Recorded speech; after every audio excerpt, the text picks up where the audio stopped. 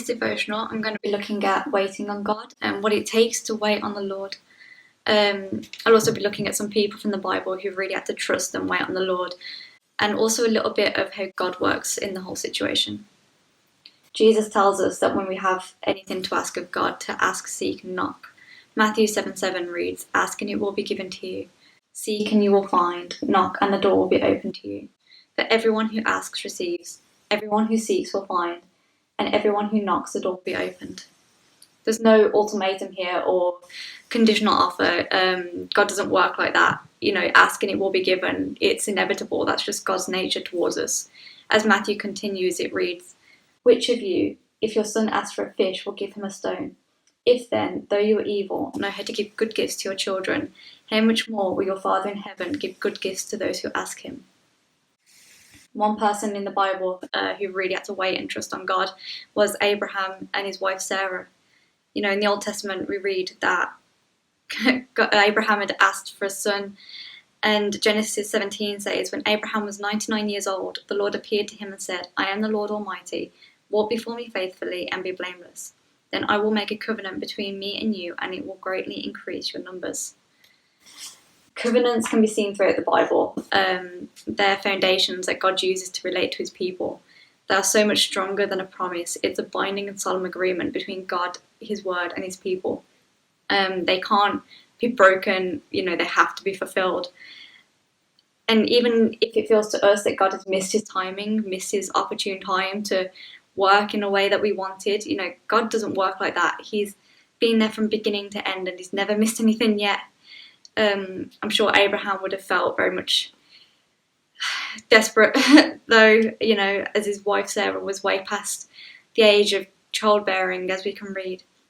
However, sure enough, in Genesis 21 we read, "Now the Lord was gracious to Sarah, as he had said, and the Lord did for Sarah as he had promised." It can be easy sometimes when waiting on God to grow impatient. Like for me personally, one of my biggest weaknesses is being impatient and instead acting on impulse without really stopping to think about the consequences. If I've got an idea in my head, like that's it, I've got to go for it just there and then.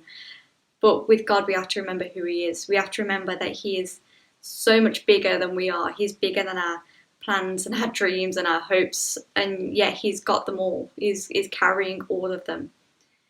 An extract that I love is in Job, and it's Job 38, verses 1-7. It reads, "Then the Lord spoke to Job out of the storm. He said, 'Who is this that obscures my plans with words without knowledge? Brace yourself like a man. I will question you, and you shall answer me.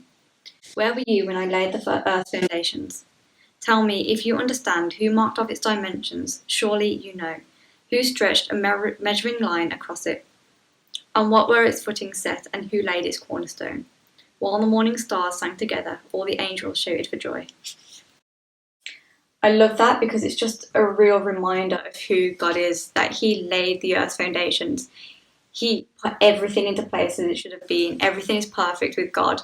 Nothing happens by accident, and nothing can be forgotten with God. His plans are set in place for us, and we can't escape them. If we ask God for something, he will come through and deliver it for us. His plans will be right for us because that is who God is. He wants the best for us. We are his children. Also, one thing that I noticed in Abraham's story is constantly, again and again, we read that Abraham fell with his face to the ground. We have to pray and keep persisting in prayer. Prayer is the door between our earthly realm and God's spiritual realm.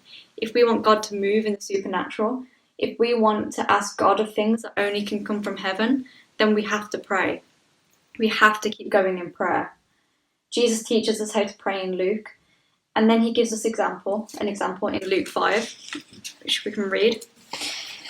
"Then Jesus said to them, 'Suppose you have a friend, and you go to him at midnight and say, "Friend, lend me 3 loaves of bread.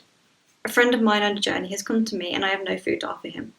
And suppose the one inside answers, "Don't bother me, the door is already locked and my children and I are in bed. I can't get up and give you anything."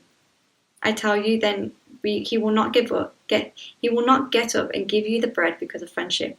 Yet because of your shameless audacity, he will surely get up and give you as much as you need. With God, it's not about being a good person or a good friend, as the story says. If we go to God in shameless audacity, in a bold, faithful, confident manner, and ask for what we need, God will deliver. We have to just work in the knowledge and the faith that God is already working in the background, that He has heard our prayers, He knows what we need, and He is working, whether we can see it or not, for our good.